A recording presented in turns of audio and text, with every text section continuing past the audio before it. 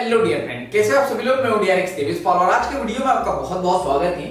आज हम बात करने वाले हैं चाणक्य नीति के बारे में। आचार्य चाणक्य जी ने हमें जीवन के प्रति बहुत ही ज्यादा गूढ़ रहस्यों को बताया है जिसे हम लोग नहीं जानते हैं, और चाणक्य नीति के द्वारा जिसे हम लोग जानने वाले हैं और अपने जीवन को बेहतर बनाने वाले हैं। तो चलिए वीडियो को शुरू करते हैं और कुछ नया सीखते हैं।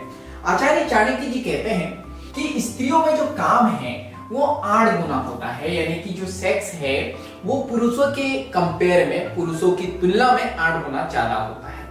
अब आचार्य जी यहाँ पे कहते हैं ये पढ़ने सुनने में बड़ा अटपटा सा लगता है और सिंपल सी बात है, आपने भी पहली बार सुना होगा, मैंने भी सुना था तो बड़ा अटपटा सा था कि क्या 8 गुना ज्यादा सेक्स होता है फीमेल में पुरुषों के कंपैरिजन में। तो जी बिल्कुल सही बात है।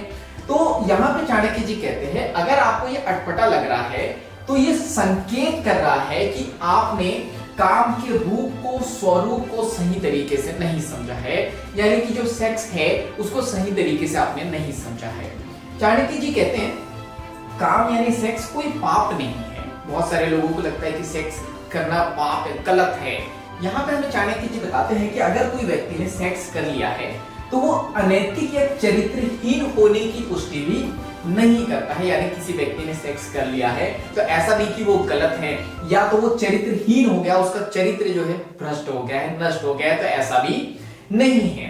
चाणक्य जी आगे बताते हैं श्री कृष्ण जी कहते हैं कि जो काम है वो धर्मानुकूल है, यानी कि जो काम है, जो सेक्स है वो धर्म के अनुकूल है। आगे बताते हैं चाणक्य जी कि जो काम है ये पितृ ऋण से मुक्त होने का एक बहुत अच्छा मार्ग है, यानी कि पिता होने का जो ऋण है, पितृ ऋण होने से मुक्त होने का बहुत अच्छा मार्ग है। और इस ऋण से मुक्त होने का एक ही रास्ता है संतान को उत्पन्न करना, यानी बच्चे को जन्म देना। तो वो किससे होगा? काम से, यानी कि सेक्स से। यहाँ पे हमें आचार्य चाणक्य जी बताते हैं स्त्रियों में जो कामेच्छा होती है, यानी काम करने की जो इच्छा होती है, सेक्सुअल जो डिजायर होती है, वो पुरुषों से बहुत भिन्न होती है।